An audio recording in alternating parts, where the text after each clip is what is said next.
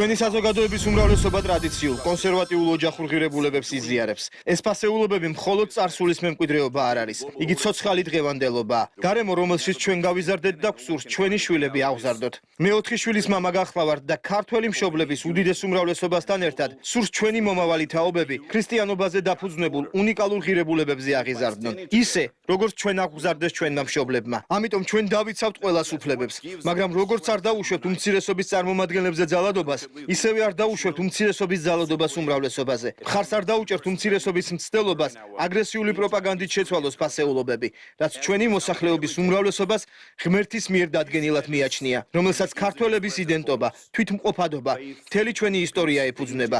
ისტორიულ ძველ თბილისში ერთმანეთის გვერდიგვერდ არის მართლმადიდებლური ტაძარი, სომხური ეკლესია, კათოლიკური ეკლესია, მეჩეთი და სინაგოგა, რაც ჩვენი ქვეყნის ისტორიულ ტოლერანტობაზე მიანიშნებს. აღსანიშნავია, რომ საქართველოში, სადაც ებრაელები ჯერ კიდევ ჩვენს წელთაღრიცხვამდე ცხოვრობდნენ, არასდროს ყოფილა მათი დევნა. ტოლერანტობა ჩვენი უნიკალური ტრადიციაა და საფრთხეს წარმოადგენს არა მხოლოდ რელიგია, უმცირესობა ან განსხვავებული აზრი, არამედ ის, ვინც რწმენისა და ფასეულობების გარეშე ცინიზმით შეიარაღებული, ხშირად სწორედ რელიგიის, დემოკრატიის, თავისუფლების სახელით სინამდვილეში თავისუფლებასა და სიმართლეს უპირისპირდება.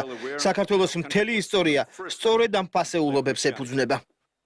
ვხედავ ადამიანებს, რომლებიც არნახულად დასაფასებლები არიან. თითოეული აქ მყოფი ხართ ძვირფასი, რომელთაგან ჩვენ ნამდვილად უნდა ვისწავლოთ, თუ როგორ უნდა ვიცხოვროთ ამჟამად ჩრდილში მყოფებმა. აქ არის პრემიერ-მინისტრი საქართველოდან. ჩვენ შეგვიძლია ბევრი რამ ვისწავლოთ მისგან. როგორ უნდა მოახერხოს პატარა ქვეყანამ რუსეთის ჩრდილში ცხოვრება, ისე რომ შეინარჩუნოს საკუთარი ქვეყნის ღირებულებები. მისი ცოდნა ნამდვილად დასაფასებელია ამ მხრივ. გისურვებთ წარმატებებს. სწორედ ასეთი ადამიანებისაგან, როგორიც საქართველოს წარმომადგენელია, მათგან უნდა ვისწავლოთ და ცოდნა გავიზიაროთ.